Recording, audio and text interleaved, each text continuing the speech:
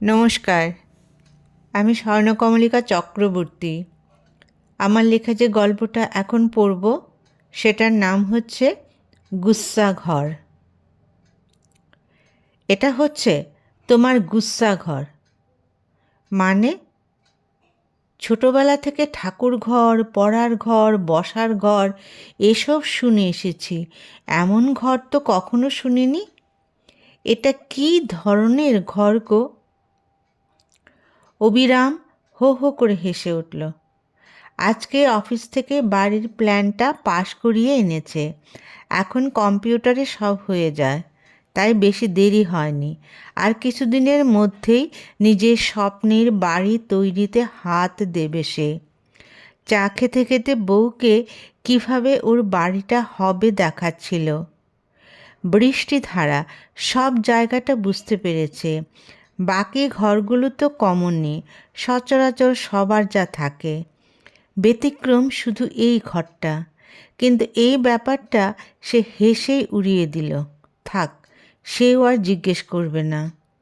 মনে হচ্ছে ওদের দুজনের বাড়ি দেখে সবাই বলবে, বাহ, খাসা একখানা বাড়ি বানিয়েছে।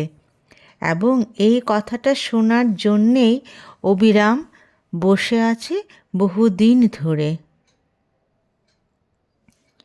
রাত্রিবেলা খাওয়া দাওয়ার পর এক চিলতে যে বারান্দা আছে সেখানে গিয়ে একটা সিগারেট ধরালো সে।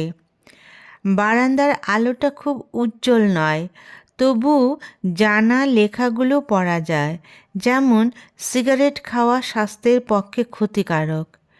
প্যাকেটের গায়ে জ্বলজ্বল করছে লেখাটা। সে কোনো দিন এই লেখাটা দেখে না। আজ কেন জানে লেখাটার দিকে তাকিয়ে থাকতে ইচ্ছে করছে। সত্যি মানুষের, অবশ্য ছেলেদের, অবশ্য নয়, আজকাল অনেক মেয়েরাও এই জিনিসটা খায়। সাহস আছে বলতে হবে। বলছে খেও না, তবু খাচ্ছে। এবার ওর সত্যি ভীষণ হাসি পেয়ে গেল। বাংলায় একটা কথা আছে যে নিষিদ্ধ জিনিসের প্রতি আকর্ষণ বেশি থাকে। তাই অনেকে কি নিজেকে পরীক্ষা করে যে কি দেখি তো কি হয়। অবিরাম খায়, ওর ভালো লাগে।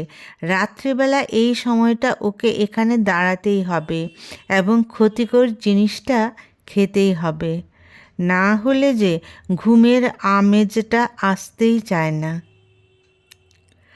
আজ বৃষ্টিধারাও রান্নাঘরের সমস্ত কাজ সেরে ওর প্রিয় টিভি দেখা বাদ দিয়ে বরের পাশে গিয়ে দাঁড়ালো। আশেপাশে সমস্ত বাড়ির আলো কমে এসেছে, মানে যারা এখনো ঘুমোয়নি তাদের ঘরেই আলো জ্বলছে। বৃষ্টিধারাও শুধু বেডরুমের আলোটাই জ্বেলে এসেছে। সে বাইরে জোনাকি দেখার চেষ্টা করলো। একটা জোনাকিও নজরে পড়ল না। সত্যি আজকাল জোনাকি আর দেখা যায় না। ছোটবেলায় মামার বাড়িতে গেলে রাত্রেবেলা বাইরে শুধু জোনাকির আলো দেখা যেত। কি ভালো লাগতো এই সুন্দর স্নিগ্ধ আলো। কি ব্যাপার বৃষ্টি, তুমি তো এই সময় এখানে আসো না, আজ কি হলো? রোজই তো টিভি দেখি, আজকের রাতটা তো একটু অন্যরকম, তাই এলাম আর কি। অন্যরকম মানে কি? অবিরাম বুঝতে পারছো না? আজ থেকে আমাদের নতুন বাড়ি তৈরি হবার পথ প্রস্তুত হলো। এই যে বিরাট পাওয়া আমার কাছে, আমাদের কাছে, তাই না? ঠিক বলেছ। এই ছোট্ট ভাড়া বাড়িতে হাঁপিয়ে উঠেছি। আমার মনে হচ্ছে হাত পা যেন ভালো করে মেলতে পারছি না, বাধা পাচ্ছে। এত ছোট ঘর, নিজের ঘরে ছড়িয়ে ছিটিয়ে আরাম করে থাকবো, কি মজা। এইবার দুজনেই হেসে উঠল। রাত হয়ে যাচ্ছে, পরদিন সকাল থেকেই কর্মব্যস্ততা শুরু হয়ে যাবে। তবু আজ ঘুমোতে ইচ্ছে করছে না। অবিরাম বারান্দার আলোটা নিভিয়ে দিল। বৃষ্টি হঠাৎ ভাবল বাল্বটা বুঝি কেটে গেছে, কিন্তু ভাবনাতে ছেদ পড়ল যখন অবিরাম বলল যে আজ আমি বারান্দাতেই তোমার সঙ্গে দুষ্টুমি করব। তুমি বাধা দিতে পারবে না, বলতে পারবে না যে এই আলো জ্বলছে, কেউ যদি দেখে ফেলে। আমি তাই আলোটা নিভিয়ে দিয়েছি। ভালো লাগার সময়গুলো বড্ড তাড়াতাড়ি চলে যায়। অবিরাম আর বৃষ্টিধারার আবেগঘন মুহূর্তগুলি চলে গেল ফুরুত করে। এবার বিছানাতে সত্যি ঘুমোতে হবে। পরদিনটা আর কিছুক্ষণ পরই শুরু হয়ে যাবে। সে কলেজ জীবন থেকে একজন অন্যজনকে দেখছে। দুজনেই গ্রামে বড় হয়েছে, তাই হোস্টেলে থেকেই কলেজে পড়াশোনা করেছে। তখন দুজনের একই স্বপ্ন ছিল, একটা চাকরির। অবিরাম পড়ার ফাঁকে ফাঁকে চাকরির জন্য কোচিং নিত, তাই পাশ করার পর অফিসারের চাকরির পরীক্ষায় পাশ করে চাকরি পেয়ে গেল। বৃষ্টিধারাও শিক্ষিকার চাকরির পরীক্ষায় পাশ করে দিদিমণি হয়ে যায়। প্রথম স্বপ্ন পূরণ হবার সাথে সাথেই দ্বিতীয় স্বপ্ন সামনে চলে আসে। দুজন আলাদা বাড়ি ভাড়া আর কতদিন দেবে? পাত্র সুযোগ্য, পাত্রীও তাই। নিজেরা পছন্দ করেছে। দুজন দুজনকে খুব ভালো করে জানে, চেনে। অতএব দ্বিতীয় স্বপ্নটাও একটু তাড়াতাড়িই পূরণ হয়ে গেল। বন্ধুরা মজা করে তাদের নিয়ে, কিরে তোদের আর তর সইল না? কিছুদিন মাত্র চাকরি পেলি আর বিয়ে করে ফেললি। অবিরামের সাফ জবাব, দুটো আলাদা বাড়ি ভাড়া দেবার কোনো মানে নেই। তাড়াতাড়ি বিয়ে করার মজাই আলাদা। তোরাও চাকরি পেয়ে আর দেরি করবি না। কিন্তু ওরা যে চাকরিই পাচ্ছে না, বিয়ে করবে কি করে? কিন্তু ওর বন্ধুরা ভীষণ ভালো।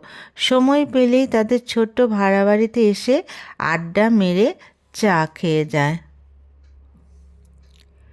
রবিবার, ছুটির দিন। বাইরে অবিরাম বৃষ্টিধারা ঝরছে, কমার কোনো সম্ভাবনাই নেই। অবিরাম চায়ের কাপটা নিয়ে বারান্দায় বসল। বউকে বলল ওর কাপটা নিয়ে আসতে। ধুমায়িত কাপ নিয়ে মিয়া বিবি বসল চা খেতে। অবিরাম হঠাৎ ফিক করে হেসে উঠল। বৃষ্টি জিজ্ঞাসু দৃষ্টি নিয়ে ওর দিকে তাকালো। কী আবার মনে হলো এখন? সে বলল, দেখো আমাদের দুজনের নামের মধ্যেও কী মিল। আজ সবাই বাইরে বৃষ্টি দেখবে ও বলবে অবিরাম বৃষ্টিধারা ঝরছে। সবাই আমাদের দুজনের নাম নেবে। বৃষ্টি বলল, আরে মিল বলেই দুজন বিয়ে করেছি। এবার আবার হো হো করে অবিরাম হেসে উঠল। কি যে তুমি, আবার এমন হাসি? এই সত্যি কথা বলবো কেন হেসেছি? ও মা, এ আবার কী কথা? মিথ্যে কথা বলবে কেন? বলছিলাম যে তুমি বললে যে আমাদের এত মিল বলেই বিয়ে হয়েছে, কিন্তু অফিসে আমি শুনেছি যে বিয়ের কয়েক বছর পর থেকেই দুজনের মধ্যে ঝগড়াঝাটি শুরু হয় এবং তখন কেউ কারোর মুখ দেখতে চায় না। এমনকি দুজনের রান্নাবান্নাও তখন আলাদা হয়ে যায়। এসব তুমি কি বলছো অবিরাম? সত্যি গো, এই যে এখন এত প্রেম দুজনের মধ্যে, সেটা আস্তে আস্তে কমে যাবে ও তারপর দেখবে কত কিছু হবে। তুমি কি বলতে চাইছো সেটা মারামারিতেও পরিণত হতে পারে? কিন্তু আমি বলছি আমাদের এই প্রেম চির অম্লান অটুট থাকবে। বৃষ্টি, ভবিষ্যৎ চিন্তা করে আমি আমার স্বপ্নের বাড়িটাও সেই রকমভাবেই প্ল্যান করেছি। তুমি সেদিন জানতে চাইছিলে গুস্সাঘর আবার কি? আসলে এটা হচ্ছে গোসাঘর। যখন আমাদের দুজনের মধ্যে ঝগড়া হবে, তুমি রাগ করে আলাদা থাকতে চাইবে, তখন তুমি ওই ঘরে থাকতে পারবে। এর সঙ্গে ছোট্ট বাথরুম, রান্নাঘর ও বারান্দাও রয়েছে। তুমি ইচ্ছে করলে রান্নাও করতে পারবে। বৃষ্টি চায়ের কাপটা রেখে ওর মুখ দুই হাত দিয়ে চেপে ধরল। বলল, আর বলো না, আমাদের এমন দিন কখনো আসবে না। আমি ওই ঘরটা ভাড়া দিয়ে দেব। অবিরাম বলল, না ভাড়া দেব না, ঘরটা খালি পড়ে থাকবে। বৃষ্টি বলল, ঠিক আছে। বাড়ি তৈরি এত সোজা ব্যাপার নয়। অবিরাম প্রচণ্ড ব্যস্ত, সঙ্গে বৃষ্টিও। একটু একটু করে এগোচ্ছে ওদের আনন্দ। ততই বাড়ছে। তবে অন্যদের তুলনায় তাদের কাজের অগ্রগতি বেশ ভালোই। মনে হচ্ছে কিছুদিনের মধ্যেই গৃহপ্রবেশে সবাইকে নেমন্তন্ন করতে পারবে। অবিরাম আর বৃষ্টিধারার বাড়ি দেখে সবাই অভিভূত। এত সুন্দর পরিচ্ছন্ন বাড়ি ইদানিংকালে কারোর চোখে পড়েনি। ওদের দুজনকে সবাই ধন্যবাদ জানালো এত তাড়াতাড়ি এত বড় বাড়ি তৈরি করে ফেলার জন্য। দেখলে তো বৃষ্টি সবাইকে বলল। আরে বাবা, বলবে না কেন? নিজের ধ্যান ধারণা সব ঢেলে দিয়েছ এবং এই সুন্দর ফল পেয়েছ। কিন্তু তোমার ওই গোসা ঘর খোলার দরকার নেই, ওটা বন্ধই থাক। ঠিক আছে বাবা, ওটাতে তালা দিয়েই রেখে দাও। চলার পথ সবসময় ঠিক থাকে না, বেঠিক হয়ে যায়। যেমন হলো বৃষ্টিধারার জীবনে, সব উলটপালট হয়ে গেল। এত বড় বাড়ি, এত ঘর, সব খা খা করছে। ওর ভয় লাগে রাত্রিবেলা এক ঘর থেকে অন্য ঘরে যেতে। কেমন যেন মনে হয়। বেডরুমে গিয়ে মনে হয় অবিরাম শুয়ে আছে, এক্ষুনি ওকে জড়িয়ে ধরে বলবে, কেমন বাড়ি বানালাম দেখলে? কিন্তু বাস্তবে যে অবিরাম ওকে কিছুই বলতে পারে না। সে একা, একাকিত্ব ওকে গ্রাস করতে চাইছে। আত্মীয় স্বজন বন্ধুবান্ধব সবার এক কথা, এত বড় বাড়িতে একা সে থাকতে পারবে না। অতএব বাড়িটা সে যেন ভাড়া দিয়ে দেয়। একটা ঘর তো ভাড়ার মতো করে করাই হয়েছে, সেটাতেই ওর চলে যাবে। সে একা, সবাই ওর জন্য চিন্তান্বিত। কাজেই এই সিদ্ধান্তটা সে যেন গ্রহণ করে। বৃষ্টিধারা বারান্দায় বসে চা খাচ্ছে, মনে মনে সবার কথাগুলো জাবর কাটছে। এতদিন ছিল সুন্দর বাড়ি, বড় ঘর, ছড়িয়ে ছিটিয়ে আরাম করে থাকবে।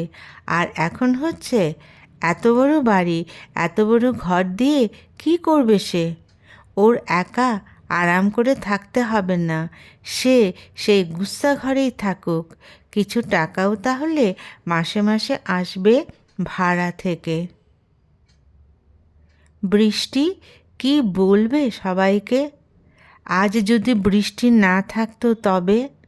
সবাই বলতো, আহারে ছেলেটা একা কি করে থাকবে, তাড়াতাড়ি বউ আনো ঘরে। অবিরাম নেই, অতএব তাকে সারা জীবন একাই কাটাতে হবে। একা মানুষের নিজের স্বপ্নের তৈরি এত ঘর প্রয়োজন হয় না, একটা ঘরেই হয়ে যায়। বৃষ্টির সুকান্ত ভট্টাচার্যের একটি মোরগের কাহিনী কবিতাটি মনে পড়ছে। সেখানে মোরগটি শেষ পর্যন্ত রাজপ্রাসাদে ঢুকেছিল খাবার হিসেবে। অবিরাম ওর জন্য গুচ্ছাঘর আগে থেকেই বানিয়ে রেখেছিল। সেই ঘরই এখন ওর আস্তানা হবে।